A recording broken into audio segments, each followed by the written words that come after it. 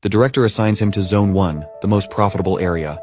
Since he makes high earnings, he is always treated nicely relative to the other kids. Then there's this guy, who is just too friendly to Rowan. His name is Blake, and he is the supervisor of Zone 1. He has been acting all buddy-buddy and nice to Rowan ever since he heard the kid's tragic past story. He is also the one who helped the kid realize that the light cluster he sees after closing his eyes. Since this guy is so helpful and accommodating, Rowan has no reason to hate this guy either. This man has condensed light clusters inside his body, and he turned out to be a well-versed swordsman who uses mana. Since Rowan can see mana, he notices that Blake's mana has an oddly murky glow to it. Let's have a little context about how mana works in this world. Mana is the main ingredient that helped form this world. People consume mana through breathing, unconsciously influencing the world's flow. Among all the people, a few like Blake can harness the power of mana through various training methods called mana cultivation. Blake has explicitly instructed Rowan not to try mana cultivation without proper knowledge, as it could be deadly if handled poorly. As some passers-by toss coins into his bucket, Rowan sincerely expresses his gratitude, like any beggar should. Some passing ladies find Rowan rather cute and adorable, unable to resist his charm. Meanwhile, Rowan is lost in his own thoughts, trying to level up this mana game. First of all, he's trying to get used to seeing real objects and mana at the same time, and he successfully nails the task. This little achievement puts a faint victorious smile on his face.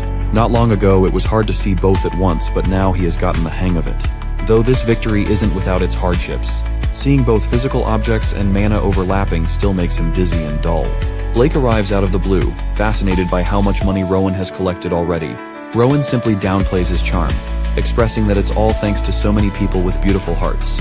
Blake advises him to stay vigilant of any danger around him. After all, his success might develop jealousy in some people. So if Rowan notices anything out of the ordinary, Blake wants him to report it right away. With that piece of advice, Blake begins to walk away, not before waving goodbye one last time. It looks like Rowan has already seen something strange, though he doesn't really want to tell his senior. Apparently, strangers among the crowd, especially those with strong and bright mana, look like they've condensed mana in their abdomens, just like Blake. But the thing that differentiates them from normal mana users is that the mana of the two strangers he spotted yesterday had an exceptionally bright glow. What makes Rowan even more concerned is the fact that those guys were keeping an eye on him. But then, they disappeared instantly, jumping over buildings. Besides, those guys didn't look very threatening, and Rowan really doesn't want anyone to know that he can see mana, as he wants this secret to remain his own. As a guy drops another penny into his scrap bin, Rowan notices that his bin is full already. So, he proceeds to walk to the base camp to have it replaced with a new one. But as he walks, he notices some guys lurking in the shadows, and they have that same strong-colored mana within them. Something he's seen before, so he's pretty sure it's the same people from yesterday. Not just one, but multiple guys are continuously following him closely behind.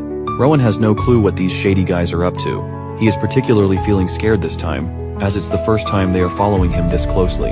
There's one guy behind him and one to the side. All he needs to do is make it to the base camp somehow. His anxiety starts to take over his impulses, as those shady guys continue to diminish the distance between him and them.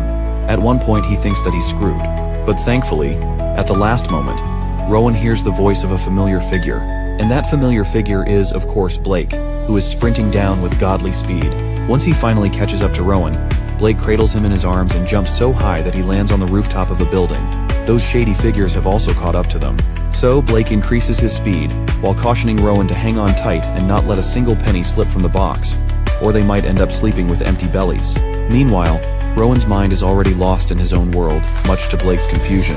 Once they finally reach the shelter, the senior puts the kid back on the ground, who is still completely absent-minded. Blake thinks that the kid was perhaps so scared that he acted like a stiff dummy all that time. So now that they're here, he assures Rowan that they are out of danger and suggests he go inside. Once Bro gets inside, we find out he wasn't unresponsive all this time because his mind went blank from fear. It was because he was stunned by a breakthrough he just had. Back when they were escaping, he managed to see how mana flows through the body during movement. He even noticed how condensed mana ripples when strength is focused in the limbs. Hell, he was able to pinpoint exactly how many bursts and fades it takes to leap off a roof. So now, he decides to give it another shot to confirm the full extent of what he just unlocked. He draws in mana through his breathing, circulates it through his body, and starts condensing it, preparing to release it when needed. Looks like the little guy finally figured out how to use his mana properly. Next up, all that's left is to actually test it out. Meanwhile, the other kids who were stationed at their posts have started showing up, completely clueless about why everyone's suddenly being called back. That's when their senior shows up. He knows everyone's dying to know what's going on, but he tells them not to worry as it's nothing major, so they shouldn't stress about it.